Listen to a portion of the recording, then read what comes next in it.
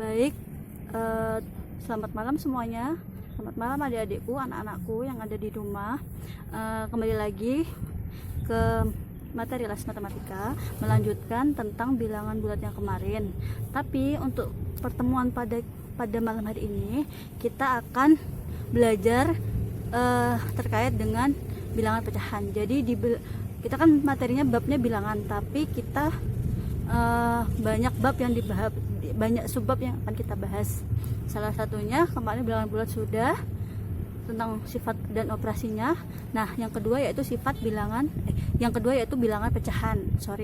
Maksud saya bilangan pecahan. Nah, di sini bilangan pecahan maksudnya apa sih bilangan pecahan? Mungkin ada udah pernah bertemu waktu SD.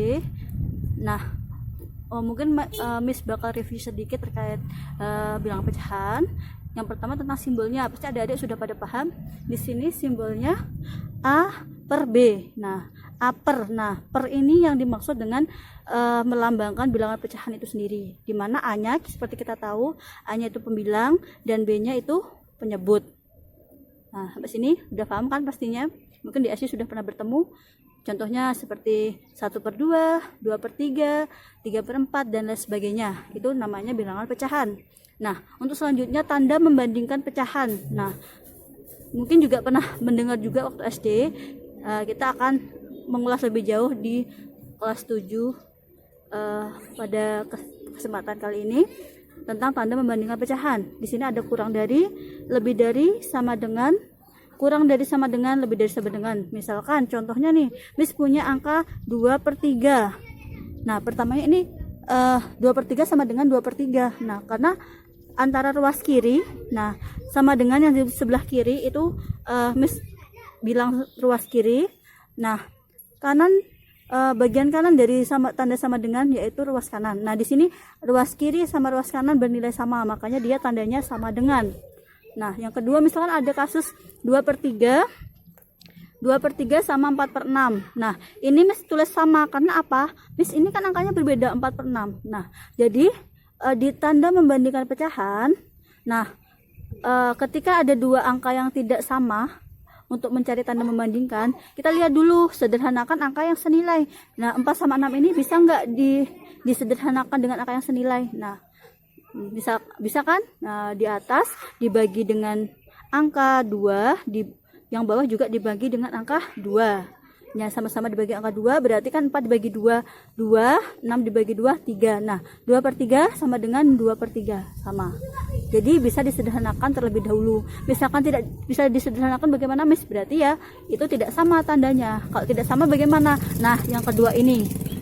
Contoh yang kedua ini ketika ada dua ruas yang tidak sama. Misalkan ada 1/4 dan 1/3. Nah, ini kenapa saya kasih tanda kurang dari? Caranya bagaimana? Nah, di sini disamakan dahulu penyebutnya, yaitu dengan cara mencari KPK.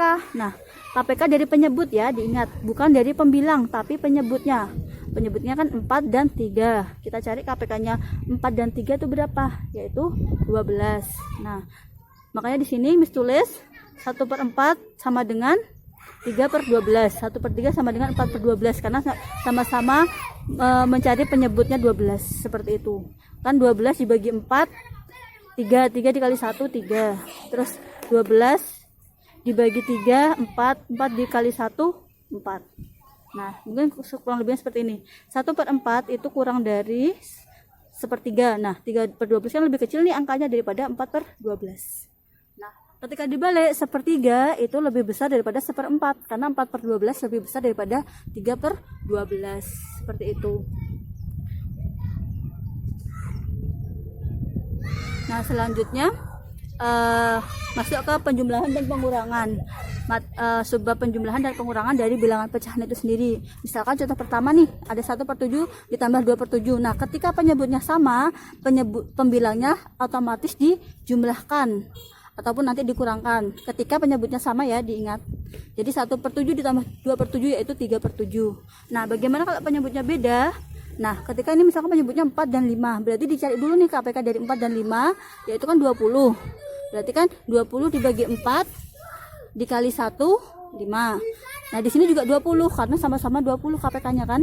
20 dibagi 5, 4 dikali 1, 4. Jadi 5 per 20 tambah 4 per 20 yaitu 9 per 20. Begitupun juga dengan pengurangan 5 per 6 dikurang 2 per 6 karena sama-sama penyebutnya, langsung dioperasikan pembilangnya. 5 dikurang 2 3, jadi 3 per 6. Nah 3 per 6 ini kan masih bisa disederhanakan, jadi sama-sama dibagi 3 harus yang senilai, sama-sama dibagi 3 yaitu 1 per 2. Yang nomor 4 sama karena ini penyebutnya belum sama, kita cari KPK nya dulu. KPK dari 3 dan 2 6 bagi 3 2 kali 4 8. Yang kedua 6 bagi 2 3 bagi 2 6, berarti 8 per 6 dikurang 6 per 6 nih penyebutnya sudah sama, baru bisa dioperasikan.